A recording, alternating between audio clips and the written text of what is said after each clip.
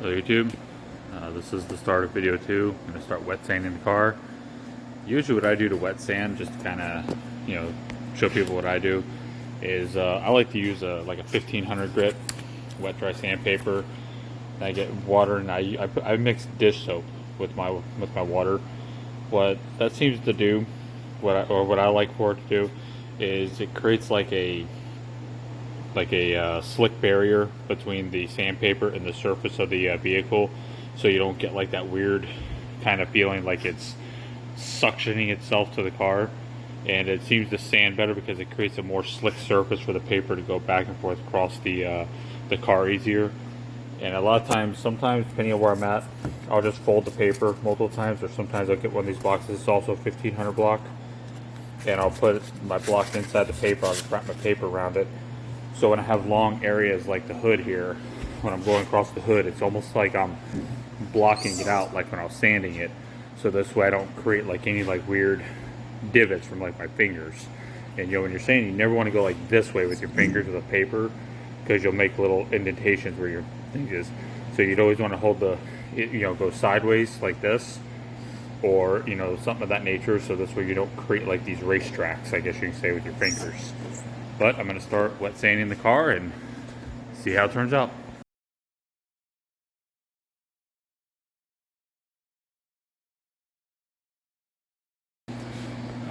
I wanted to stop for a second, just kind of show you.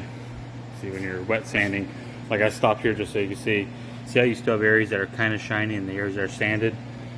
First when you get over here, it's pretty level. Now this could use a little more, because you can see a little bit of but with the compound, that'll take a little more of that out. But you want to make sure that you don't have like right here where you actually have such light spots and dark spots. That means you haven't gone down far enough to get as much of that orange peel out as possible. So I got a little more to do on the hood before I can start working on the rest of it. Just wanted to point that out. Alright, I pretty much got the driver's side done, the hood done, and the front bumper done. The hood's definitely going to need a respray. I wasn't able to sand the stripes out, so that's going to need a respray. But to kind of show you the difference for the wet sanding, that's the passenger side. You can see the really bad orange peel that's in it, with that light. And then here's the driver's side. Once I get a little polish on there, get rid of the little bit of hazing, you see a big difference from one side to the next. So I still got the whole passenger side and the deck lid to go. Alright, day 2 of sanding. I decided that the orange peel on this thing is just so heavy. You see it. And this paint dried so hard that trying to hand sand it was just not working. So what I'm doing is, you can see this panel right here and the fender. I haven't buffed these out yet, but you can see how much better they look. I just, I have my orbital, and I just picked up some paper. I'm starting with a 600, going to an 800, then 1000, then 1500, and then a 3000 kind of foam pad. And after I do that, it's getting to this point where you see it's, once I buff it, that's gonna turn out really nice. But it's just it's just so hard, and the orange peel is so major that hand sanding it, I spent hours on the one side. So I'm kind of cheating on this side, but I actually think this side might turn out better than the other side, so I might be reworking the other side. Just want to show where I'm at after that quarter pound just a minute ago, how really badly orange peeled it was. Now I said this ain't been polished yet. This is just a 3000 grit cut. Once I do the polishing, some of these hazy areas will disappear. But that, doing that whole panel right there probably took about, I'd say, a good 25 minutes to get it to that point. And now the buffing compound will do the rest. So I'm almost ready to buff out this entire side of the car. It's coming along.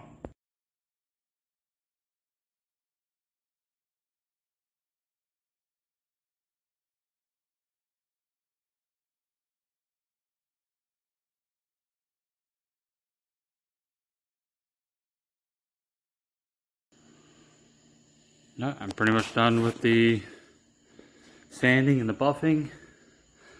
You see I did a little more on the driver's side here. You can see how pretty much all that orange peel is gone.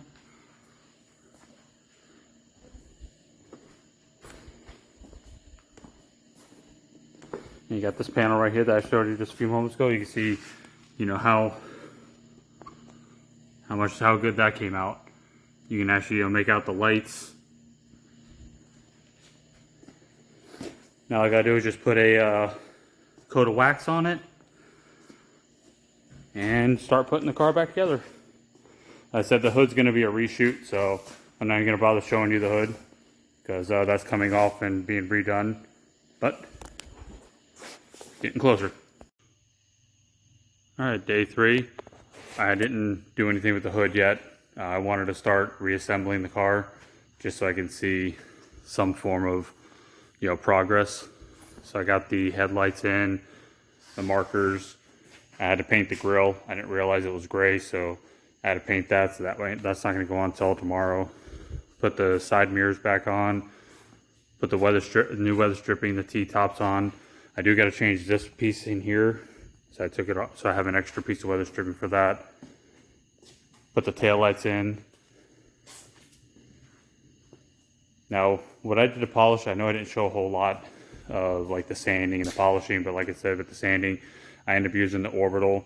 It went from a 600 to an 800, 1,000, 15, and then 3,000, and then the buffing compound. All you do is, like I was saying on the hood, you just sand it down till you have a nice flat level plane, and you kind of get rid of, like, see, this is just not deep enough. But when you get over here, you see where that's deep enough, so you see a nice clean image. That's why I think if I go down a little further, maybe I might be able to salvage this. But what I use for buffing, I don't use anything special. I start off, I use an angle grinder with a wool pad. I start off with a medium cut, then I wipe that off, then I go to a fine cut, and then I'll buff that off. And I did try the swirl remover, but I found I have better, it feels like I have better results using this right here. But I use these first two products, with this right here, and what you do is you just buff it until the material on the car starts to feel like it's drying. You don't want to use this to the point that you're actually taking the material fully back off, because then you might be burning your paint because it's starting to get dry. And that's when you want to use like a small, nice cloth to wipe out the residue. And then the final stage, which is I use this, I just use it on a regular style orbital buffer. It's a lot easier on the car. Plus also, kind of the same thing. You just run it till the material starts to almost feel like it's drying on you. Then you just let it, and then you just wipe it off like you normally do, like if you're doing like regular buffing or polishing of your car. But I think I got pretty good success with the process of sanding and buffing the car, so I'm pretty happy with it. I'm looking forward to seeing what it looks like out in the sun. But the next step is going to be, the wife wants her rims black, so I got to sandblast these, and I'm going to paint them black. This way they match the black accents, like the black door handles, the window tint and the T-tops and the front grille piece and all that. So, but one step closer to getting this car done. And all right, getting ready to paint the wheels. I got them taped off. First I'm going to sandblast them, so this way I can make a nice edge on them. Nice little, I got to finish taping this off. I'm going to sandblast them, and then I'm going to spray them black. So I'm working on that. I got one taped up, 3 more to go. All right, got the rims all painted. Gonna let them sit in here in a little storage area all night to dry. Now this is a lacquer paint. This stuff actually dries pretty quick, and it's actually is pretty durable. We painted those, and we painted the center caps, and I taped the center off so we can still see the Camaro emblem. But we'll see what they look like on the car tomorrow.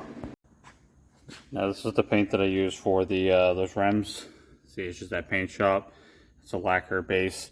Now this stuff is kind of like already pre-mixed, and it hardens really quick. You don't need to do anything to this. You can buy this right at O'Reilly's. You can put it right off the shelf, pour it right in your gun with a strainer, and shoot it. And then they also offer a primer and a clear for it as well.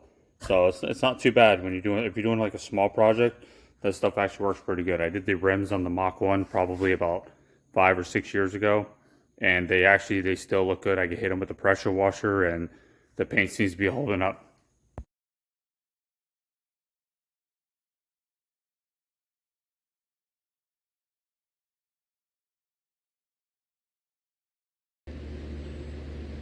So this is pretty much the finished product. So overall, I think the car came out good. Some of the other stuff we did to the car originally had gray interior, and she wanted more of a black. It was all really dirty and filthy.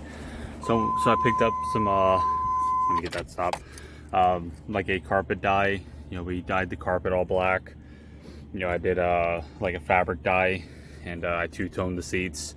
Now it still has a little bit of gray here, but what we did is I'm the same black I used for this, I misted over all the seats, and then I used like a scrub brush to scrub it down, so it kind of gave it more of like a charcoal gray and not so much of the bright gray.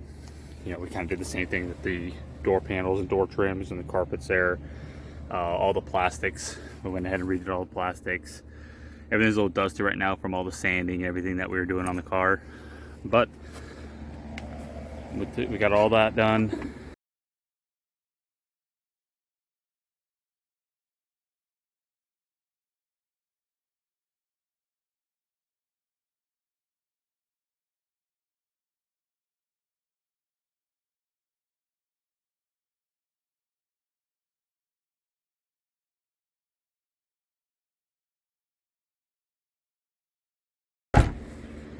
So the car is pretty much about completed, minus a couple little miscellaneous items left to do.